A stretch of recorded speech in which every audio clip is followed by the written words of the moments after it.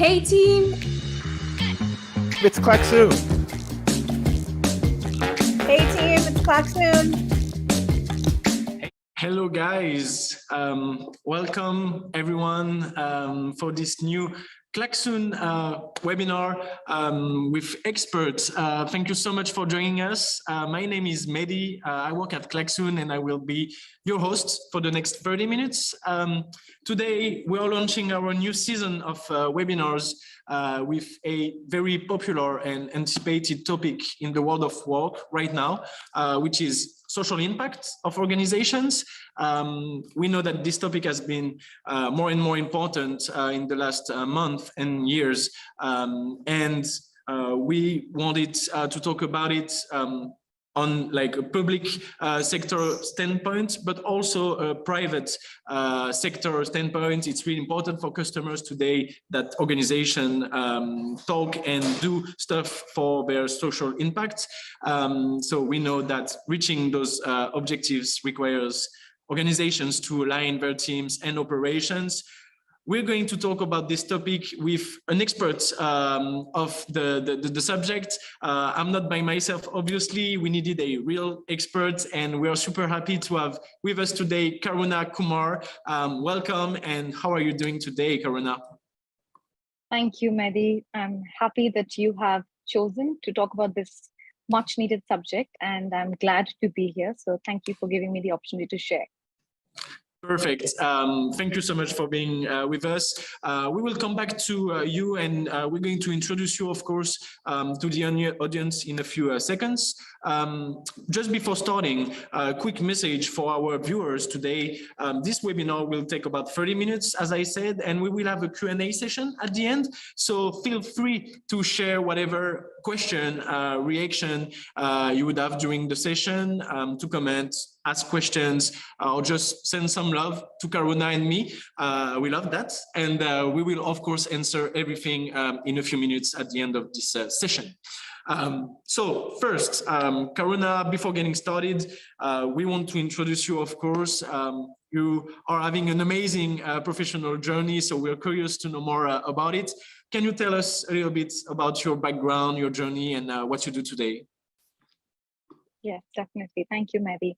So let me start by saying that one of the sort of underpinnings of my career has been this yearning for constant growth, for wanting to sort of learn about new dimensions of different aspects of work, and also looking at it from different perspectives. And I think what is most important here, specifically for the subject that we're going to talk about, is that you need to be able to see the subject through the eyes of very different stakeholders, because for each stakeholder, the point of sort of social impact varies, and justifiably so.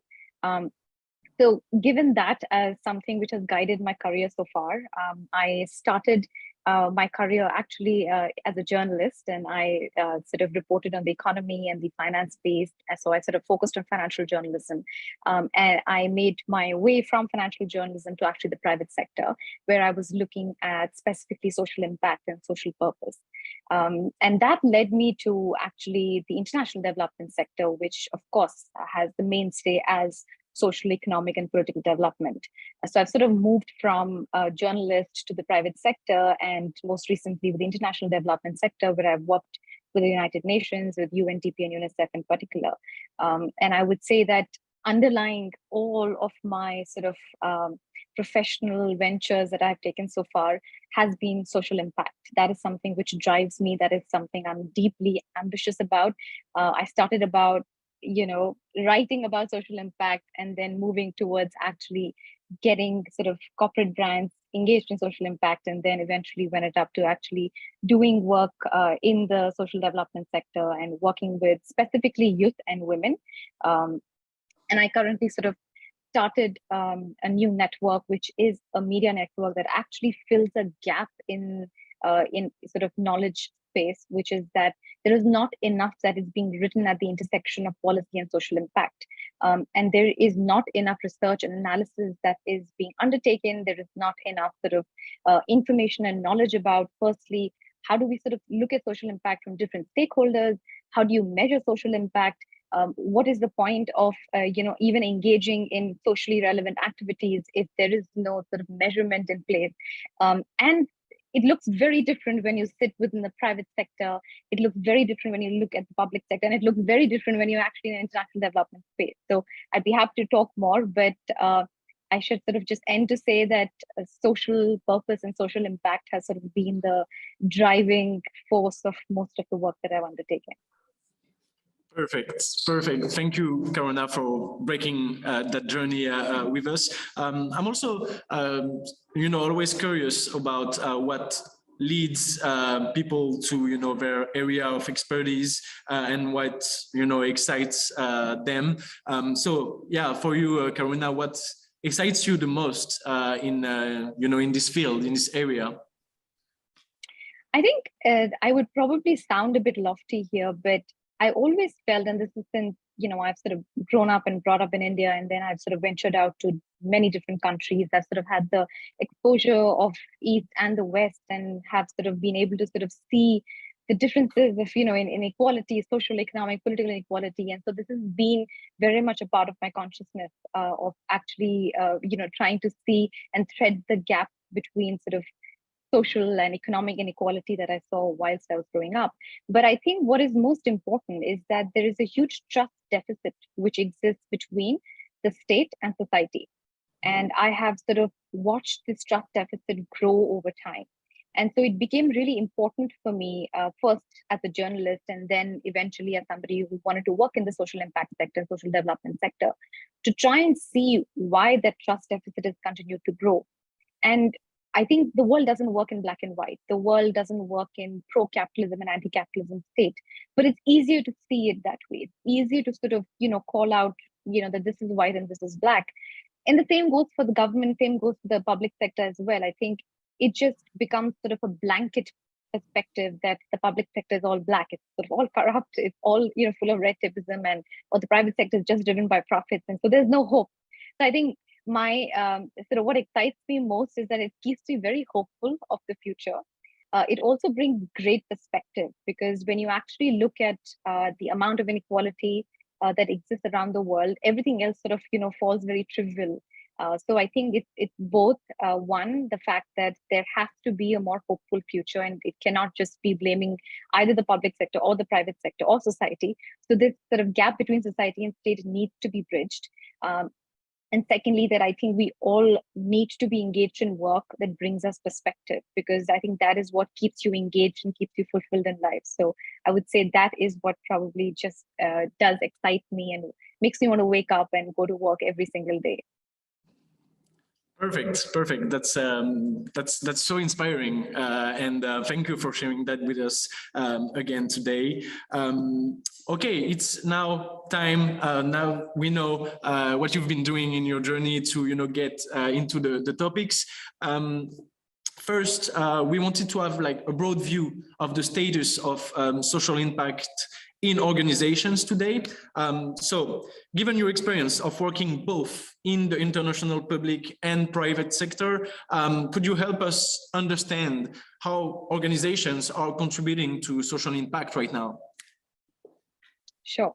So I'll start with sort of just explaining the stakeholders and the distinct role each one of them play in society, because it's very important that we probably see them in the light that they're meant to be seen. So firstly, speaking of the public sector, of course, the public sector is the mainstay of any public sector, whether it's the state government or the central government, is to be in the business of provision of public goods and be in public service. And so there is, of course, the mainstay of any government or any public sector organization has to be social good. But there are limitations to it. There are limitations of budget. There are limitations of operational efficiency. There are limitations of cost effectiveness. There are limitations of talent. And so it works within these limitations. And so it is important to understand that the public sector is dealing with its own limited capacity to deliver public goods.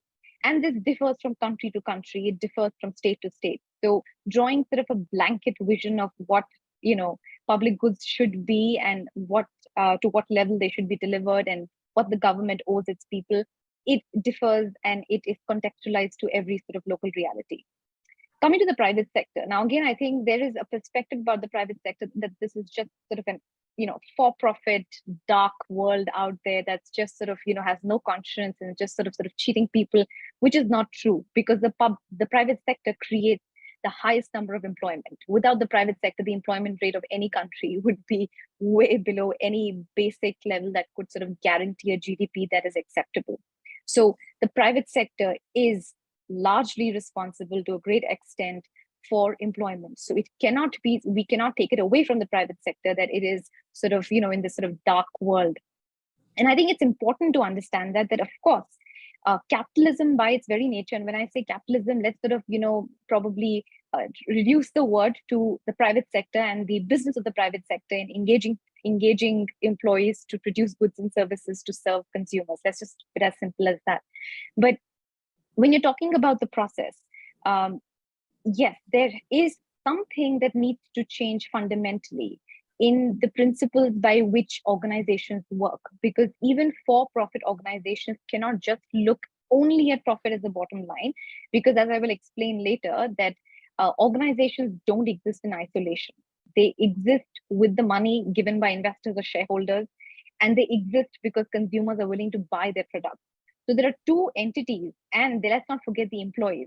So there are investor shareholder interests that need to be taken into consideration, employee interests that need to be taken, and consumer interests. So it also does not function in isolation, and there's definitely room for improving it.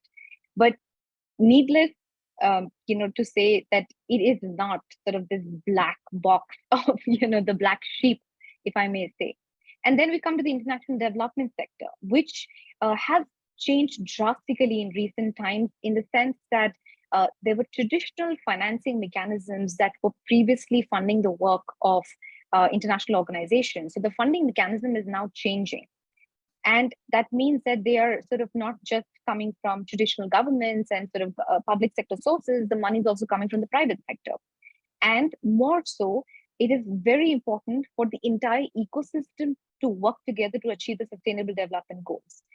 The UN is sort of a body that sits to actually engage all of these stakeholders and to address very, very complex issues like employment, social inequality, gender inequality, and try and engage every country, every member state to contribute to that. And every member state needs to depend on its private sector as much as it needs to depend on the public sector.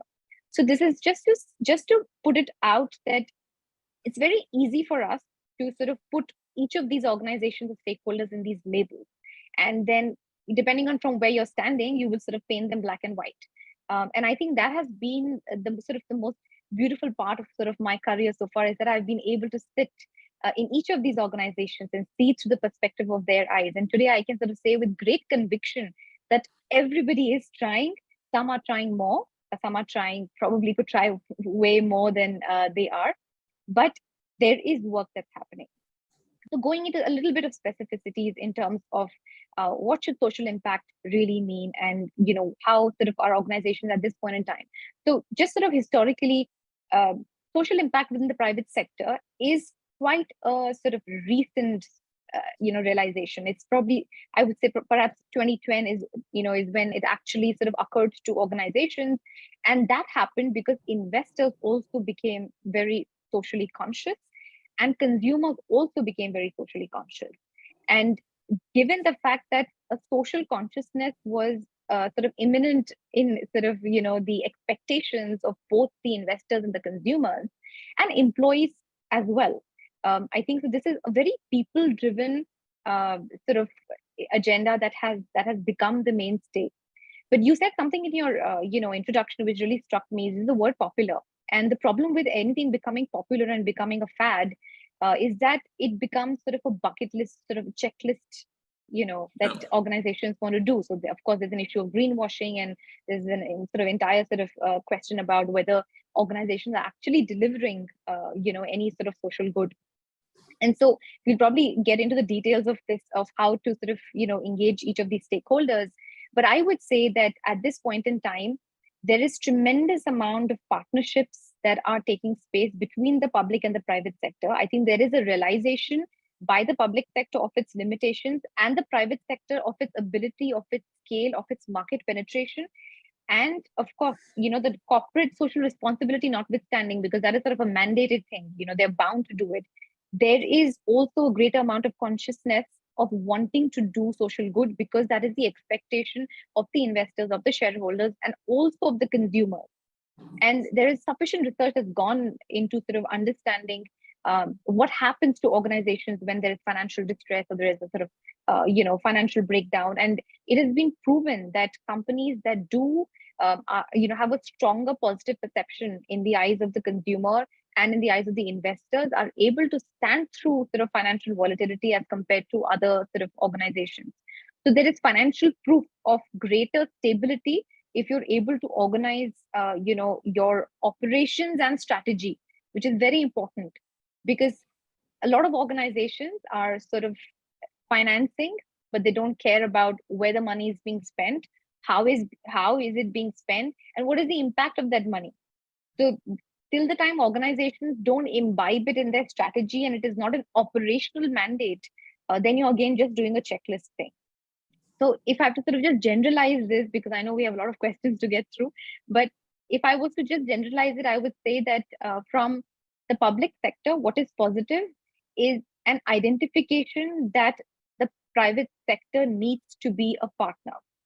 And I'm not talking just of the nexus that exists between politics and business, and where you need the business to sort of fund your political ventures, but in the provision of public goods, because the state knows that it is limited by budget, by funding, and it is limited by talent. It is limited by sort of ability to be able to sort of actually provide public goods. And this could be from anywhere, from infrastructure to health services. And so that realization is good, because then the government deregulates a lot of private sector organizations. They also deregulate areas which are full of red tapeism and perhaps leak of sort of corruption. So that deregulation is only possible when the public sector realizes its limitations and knows that it needs an honest hand from the private sector. The private sector, I would say, again, something which strikes me now is that there are many examples already in place where organizations are including sort of, delivering public goods in their strategy, in their operations, through their supply chain, which means that it is not just something which is checklist, but it is far, far behind. I'm talking of only perhaps a few of the many millions in the private sector that need to be able to engage this in sort of a strategic aspect. International organizations, I think the most positive thing is that they are actually bridging this gap between the public and the private sector. And they themselves, through practice, actually showing that these strategic partnerships between the public and private sector work, they deliver. And they also give the society a chance to participate in the state, because we know that the private sector jobs outnumber public sector jobs. So we know that there are more people that are willing to sort of contribute to social good, and so by engaging them in the strategic partnerships, they have a way and a means to actually deliver. So it's a beautiful I think time which I think the future of work is very positive, and it is social. And there is a great hope that all of these stakeholders are now deciding to sort of, go hand in hand and deliver sort of social goods. So I think it's positive. Future is bright. Future is bright.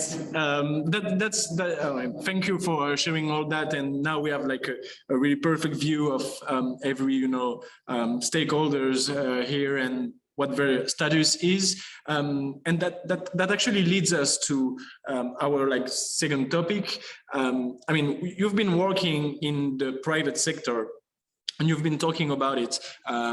There is like a need to engage everyone in that goal objective.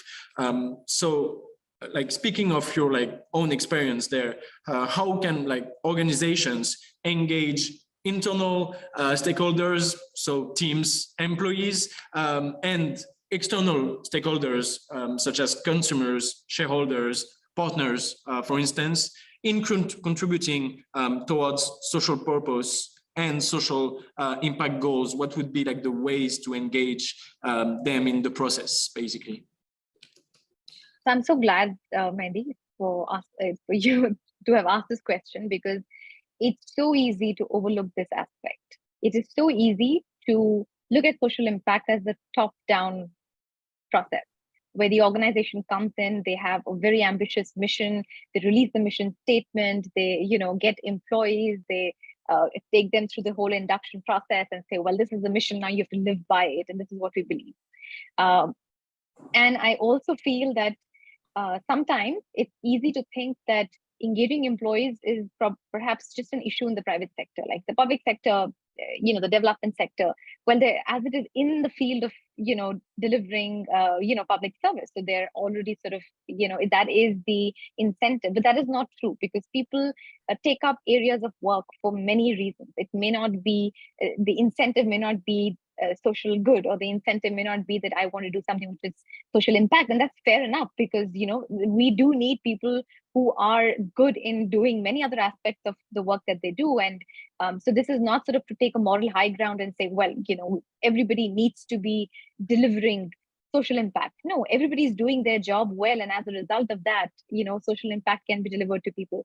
So I would probably one, start with saying that irrespective of the industry, public, private, international development, NGOs, civil society groups, any organization needs to look at how employees are truly, engaged, incentivized, and so one, that no sort of employee engagement process should be seen through the lens of sector, because human beings cannot be labeled just by the organization they work for or the job they do. There could be people who might be sort of, working in, marketing roles and probably minting a lot of money, but in their personal life, they could be sort of, building schools for underprivileged children and sort of directing the money that they earn to social good.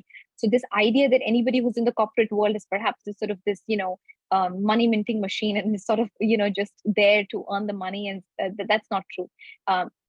And at the same time, of course, we know enough and more about the fact that there could be this veneer of social good when somebody's in the public sector, and it's not true. We know enough of corruption scandals, we know of enough of red tapeism to know that sort of just because you're in the public sector doesn't mean that you're driven by public service.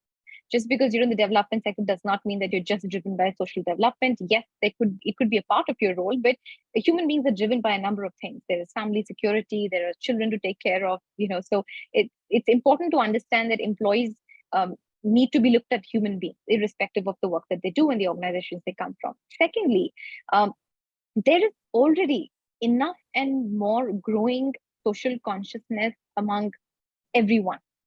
I would say that generally speaking, this is something that I think, given climate change realities, and the realities are being faced irrespective of whether you sit in the west or the east or any part of the world, it is affecting everybody. Issues of sort of inequality exist even in the most developed countries. There is tremendous amount of social inequality, economic inequality exists. So that is also something which is sort of universally felt. And I think that the impact of not doing is being felt by everybody. The cost of living is rising. The cost of educating your children is rising. The cost of home ownership is rising. So we know at a fundamental level that something needs to be done about, engaging yourself in for society to sort of start engaging in public goods and in the state. And so one of the most important things that organizations need to sort of see is that this has to be bottom up. Is that you not only need to listen to your investors because they're making, giving you the money, you need to listen to your employees. There has to be a listening exercise that has to, be undertaken by, irrespective of which sector you belong to. But a listening exercise is the most critical aspect to undertake, to understand what are the employees expecting from their organization. What kind of organization do they really want to belong? When they go back home, do they feel proud to say, this is the organization I belong to? Because not only does it give employment to so many of us and serve so many consumers, it's also trying to do what it should do for the community.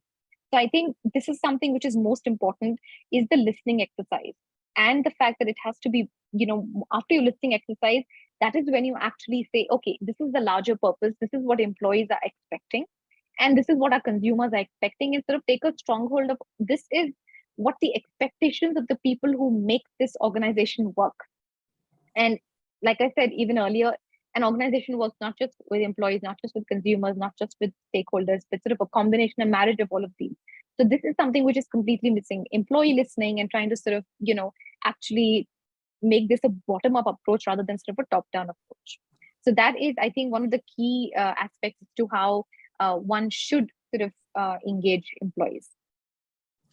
Great.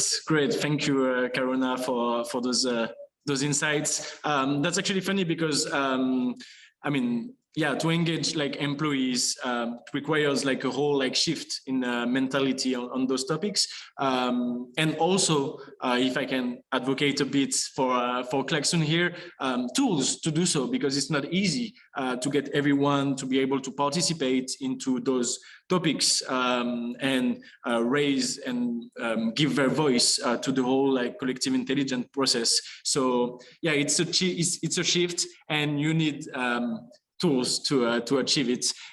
So perfect. That's a great way to also talk about the Klaxoon a little bit. Third question. We're already like a bit in time. We might take 5 minutes more than the 30 minutes. Sorry guys about that, but we want to have that Q&A session. Really quickly, the last topic we wanted to talk about with you is about future of work. As a topic, as we said, you've been working for both public and private sector. So what, in your view, is the future of work for the public and the private sector? Are there like differences? Yeah, if we can just like talk a bit about it. Sure. And I'll try to keep it more sort of brief so that we don't sort of fatigue the audiences. So future of work, instead of it's just a very simplistic way, I would say this: the future of work is social, because we know now that not only is sort of social consciousness sort of a checklist, and ESG sort of this checklist that you fulfill, you develop certain indicators, and you sort of say, well, we've fulfilled these goals. Future of work is social because it is very, very critical that any organization, public sector, private sector, is seen as actually listening to the public and delivering goods in a manner that is actually accessible to society. Because just to give you an example, and I think the COVID or the pandemic is a great example. So the pandemic, essentially compelled most of the provision of public goods to go digital. But in many countries, and if I was to sort of speak to developing countries specifically, the access to the internet network, the penetration of internet, in the country, rural areas specifically, tier 2, tier 3 cities, the affordability of digital devices, the ability, the digital literacy of people to be able to access those devices. So this is the problem where, giving social protection, or let's say cash transfers, where you're only using digital means to do so, but half of the population doesn't have access, cannot afford it, is not digitally literate. So there is no possibility to give those provision of sort of public goods, because you are having to give it through a means that is not something accessible. This is just an example to state that the future of work has to be embedded in social good, because when a calamity strikes and when such emergencies strike, you realize how broken the system is, and you realize that this future of work, companies that are setting up the internet are not really thinking about how to penetrate the most sort of remote areas of the country. They are sort of looking at where's the biggest market, where are the biggest consumers, which consumer is going to pay the biggest cost, biggest price for this. So it is really important to understand that it is very critical to look at future of work as being socially responsible. Secondly, I would say is that the future of work being socially responsible depends highly on organizations adopting this culture of socially responsible behavior in their theory of change. So, theory of change, very simply put, is that mechanism through which an organization is able to see itself meet its goals. And if the goal is to be a socially responsible organization, then those mechanisms need to be right to enable it. That is how I think the point I made earlier about the social corporate responsibility, social responsibility sort of being a part of strategy and operations is when your theory of change is inclusive of that sort of social good. So my sort of view is that going forward, the private sector specifically is going to be involved to a greater extent in social impact. There is a complete lack, I would say, understanding of measurement of social impact in a lot of public sector or sort of private sector organizations. And that is because it is not an area that is easily understood. Most often in organizations, there's a sustainability department or there's a corporate social responsibility department. And these are isolated operations that happen that, well, you are responsible for making sure that our organization does deliver some social good, and we are able to show it in our sort of quarterly earnings, we're able to show it in our quarterly reports. And so we should be able to show that we are socially conscious. But it should not be the case, because this is a value system, and a value system cannot be sort of isolated to one department. So it's very important to be able to actually integrate it in the culture and to actually look at a theory of change for the organization that listens to consumers as much as employees, as much as investors, to understand how they would make sure that this is a sustainable ecosystem. Perfect. Thank you for those insights again on future of work and social impact. I think we have now like a great and better view of all those topics and how they work together. Finally, future of work and social impact are definitely related in public and private sectors. So perfect. Thank you so much. It's already time for the Q&A session. So I'm just going to browse the different questions we have. We have a first one from Peter. Thank you, Peter, for your question. So I quote, "I saw a TED Talk, The Dirty Secret of Capitalism and a New Way Forward, by Nick Hanauer. His ideas are very close to hers, and he is optimistic that the private sector and private billionaires will change." And he's asking if you share that thought with Nick Hanauer. Thank you, Peter. I think it's a very important question, because I think hope is what we are all sort of, our life depends on hope. But in a more sort of serious context, I think, like I said, there is an immediate need for organizations to align themselves with social impact, because organizations don't run in isolation. Without investor confidence, without shareholder confidence, without consumer interest, without employee engagement, an organization is nothing. So given the fact that consumers are getting environmentally conscious, and let me also say that the demography of the consumers also matters. There's a huge youth bulge in most of the sort of global south, and most of the private sector organizations largely are dependent on this youth bulge to be the mainstay of their consumers. There is debate about what age group constitutes youth, and so I won't go into those semantics and those details because it differs from sort of country to country. But I would say, given that we have a huge youth bulge, there is a huge majority of consumers who are looking up to organizations to not only take up innovation and take up new ways of working and delivering sort of consumer goods, but also that those goods are sustainably produced. They have a responsible supply chain, that the goods that they are paying the money for are not sort of exploiting labor. So I feel that the consumers are becoming far more socially sort of conscious than perhaps in decades or years before. Given that, employees are also part of society. Just because they're employees, that doesn't mean that they sort of keep their soul outside the company. And I mean, it's not a black and white world. Employees are also sort of working to, keep their houses running. And that does not, just because they're working in the private sector, does not make them people who sort of do not, focus on socially conscious roles. And so I know that employees, and a lot of listening exercise that have already been taking place, within sort of organizations, large number of them are sort of echoing the fact that employees themselves want if not, it need not be the mainstay of their jobs, but they want a part of their jobs to sort of be socially, engaged or socially responsible.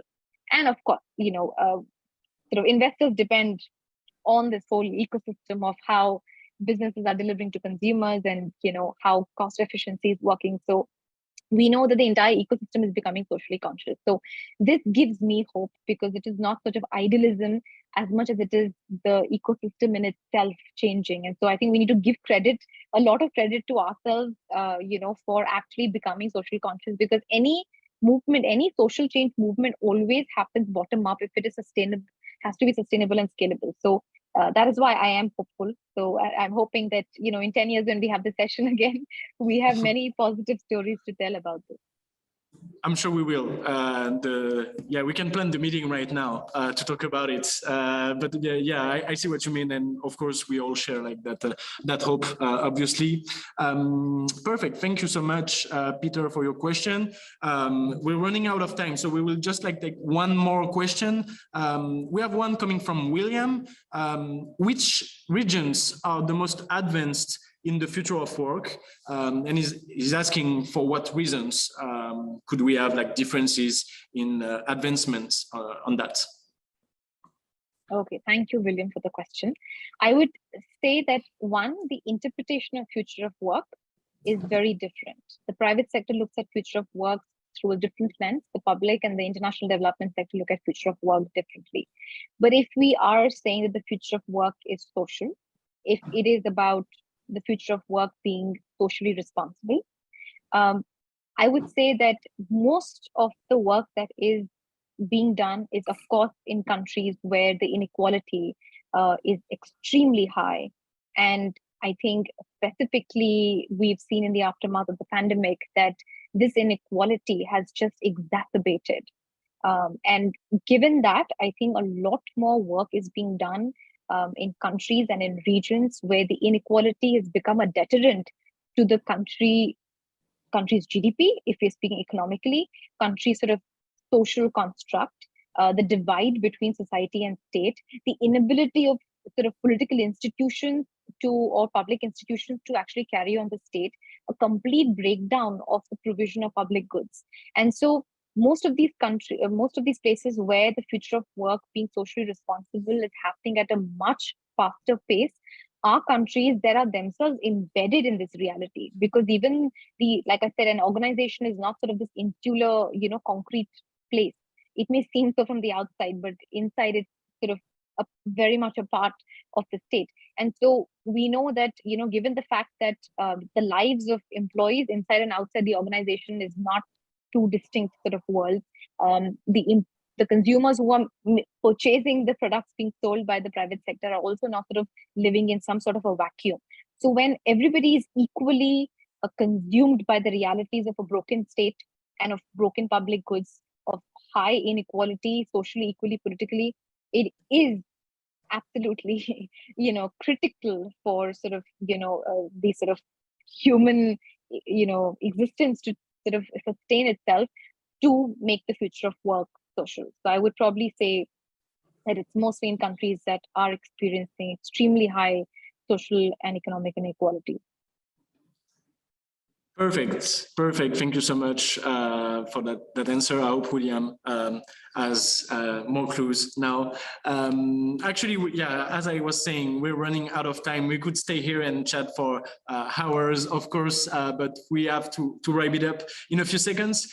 Before leaving, Karuna, can you maybe tell us what's coming soon for you? If you have any announcement to do, news you would like to share, where we can follow you and what you do. Yes, definitely. I think, as I sort of briefly mentioned, there is a huge knowledge gap, which is that not many people in the society understand the state, and not many people in the state truly understand society. And so in this gap of bridging the society and state is where I founded the FEM network, which is to try and explain where sort of public policy lacks, where sort of social impact is lacking. How is the public and the private sector sort of coming together to do social good? There are questions about gender inequality. There are questions about climate change. There are questions about, sort of a complete, repositioning of how the state should interact with society. And so in this sort of hope that we are able to reduce the trust deficit between society and state, and at least improve the information flow, so that with that information comes a greater understanding of the complexities that are underpinning social, economic, and political development. It is also the hope that, given greater clarity about areas that are usually a black box, how does the public sector function? How does actually the private sector engage with the public sector? Why is poverty so, stubbornly a part of our living of day-to-day society? I don't think these complex issues are well understood. And my hope is that we should be able to engage young people, given the youth bulge in our countries, in these sort of narratives, so that they become equally sort of politically, socially, economically active. And so it is my hope that we can sort of, try and mainstream politics and policy conversations, rather than just focusing on sort of good and bad, which I would say, unfortunately, most of the information that we consume is in this sort of black and white paradigm.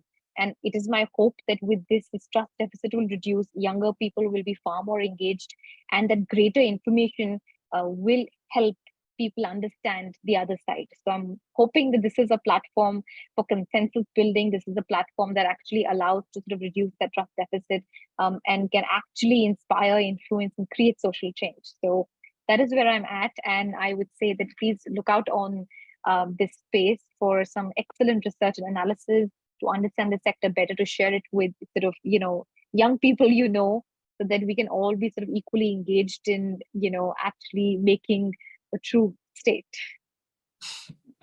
Perfect. Yeah, I hope everyone is going to join and follow you and engage in that in that topic. So that's perfect. I will also do so myself, of course. Also, I mean, I'm going to do the same for Klaxoon and invite you guys to make sure you follow us on our socials. We have webinars to come in the next weeks and months, just like we had today with Karuna, and make sure you tuned on those. Thank you so much again, Karuna, for our session today. That was amazing to have you, and thank you for everything you've been sharing. That was a real pleasure to chat with you. Thank you, Mehdi. Thank you to the Klaxoon team for choosing such an important topic and for actually sort of giving it the time and space that this needs. I'm very grateful. And thank you to the audience who's been patient enough to stay on with us for this long and hear this out. If you have any questions, please feel free to throw it back at us, to Mehdi, and he can direct it to me, or you can reach out to me directly. I'd be happy to sort of take this discussion forward. And thank you, everybody. And if it's night at your end, good night. If it's morning, then I wish you a good day. Thank you. Thank you, Karuna. Thank you, guys. See you very soon. And bye-bye.